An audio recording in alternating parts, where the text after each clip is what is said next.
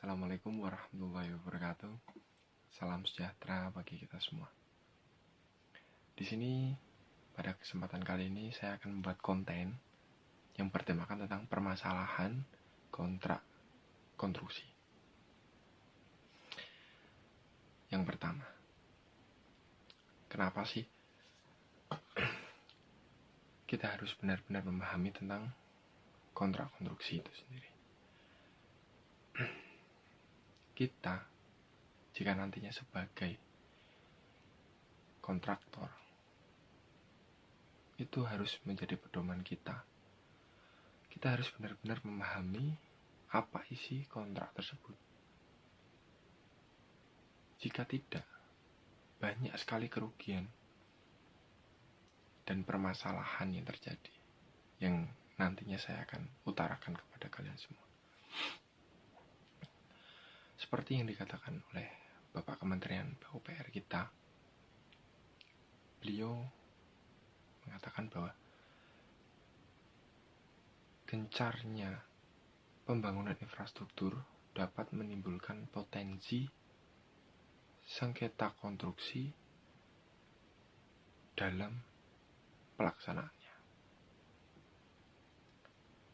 Sesuai dengan Undang-Undang Jasa Konstruksi Nomor 2 Tahun 2017 yang menyatakan bahwa penyelenggaraan jasa konstruksi harus menjamin ketertiban dan kepastian hukum. Maksudnya, kita harus mendukung penuh tumbuh dan berkembangnya berbagai industri barang jasa yang diperlukan serta mendukung perekonomian nasional.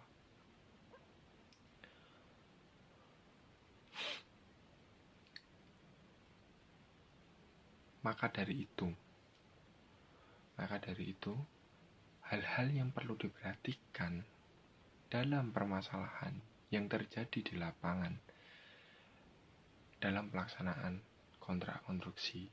Yang pertama ini adalah isi dokumen. Kenapa bisa isi dokumen? Karena di dokumen inilah kontrak dibuat. Semuanya tertera di sini. Itu.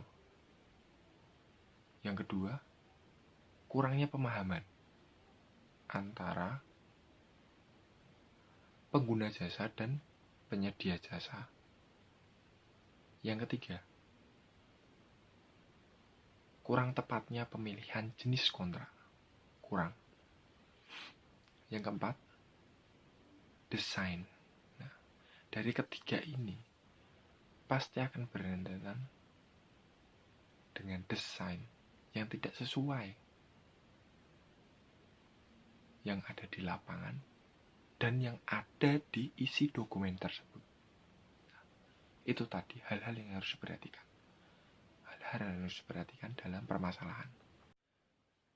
Dari hal-hal yang telah saya jelaskan yang harus diperhatikan dalam permasalahan kontrak konstruksi, ada juga faktor penyebab dari permasalahan kontrak konstruksi itu. Ada 3 aspek.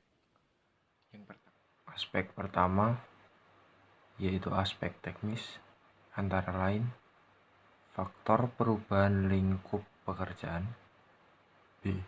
faktor perbedaan kondisi lapangan, C. faktor kekurangan material dan peralatan yang sesuai dengan spesifikasi teknis, D. faktor keterbatasan personil, E. faktor kurang jelas atau kurang lengkapnya gambar rencana dan spesifikasi teknis. 2. Aspek waktu, antara lain A. faktor penundaan waktu pelaksanaan pekerjaan, B. faktor percepatan waktu penyelesaian pekerjaan, C. faktor keterlambatan waktu penyelesaian pekerjaan. 3. Aspek biaya, A. faktor penghematan anggaran, B. faktor keterlambatan pembayaran. Dari hal-hal yang harus diperhatikan dan ada faktor-faktor, juga ada meminimalisasi atau meminimalisir permasalahan kontrak konstruksi ini agar tidak terjadi. Yang pertama itu harus peningkatan kompetensi dari pengguna dan penyedia jasa. Yang kedua, kelengkapan sebelum dimulainya pekerjaan. Yang ketiga, menetapkan kontrak kerja sesuai dengan undang-undang yang berlaku. Itu tadi untuk meminimalisir agar tidak terjadi permasalahan kontrak konstruksi. Saya juga ada beberapa contoh temuan-temuan permasalahan kontrak yang ada di lapangan. Ya, selain yang hal-hal yang harus diperhatikan, itu ada. Berikut temuan permasalahan kontrak. Yang pertama, bisa dilihat ketentuan perubahan mata uang pembayaran untuk kontrak yang sumber pembiayaannya dari PHLN yang tidak sesuai dengan ketentuan yang berlaku. Tidak sesuai dengan apa yang ada di dalam dokumen. Berikut itu pasal 62 PP 45 tahun 2013 tentang tata cara pelaksanaan APBN.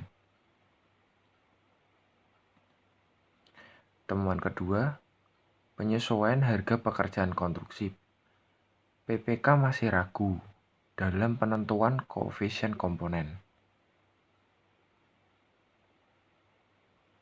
Berikut itu pasal 8C huruf G Permen PU 07/2011 Ju Permen PUPR 31/2015.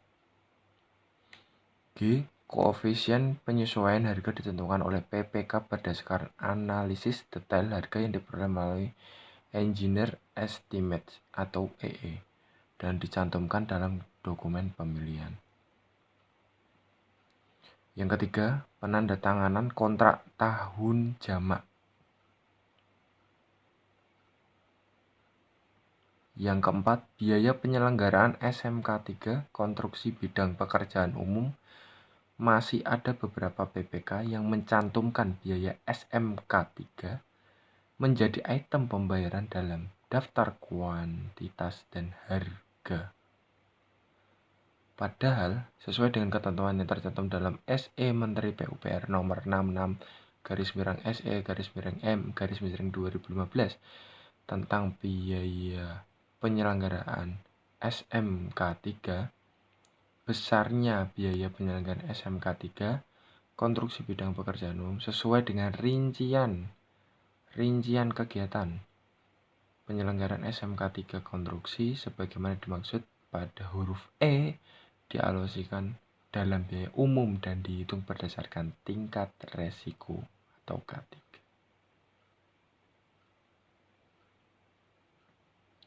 Yang kelima, penggunaan bentuk kontrak terintegrasi.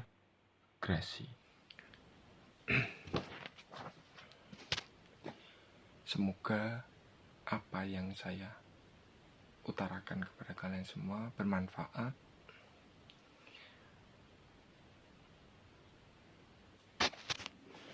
Billahi taufiq wal hidayah. Wassalamualaikum warahmatullahi wabarakatuh. Terima kasih.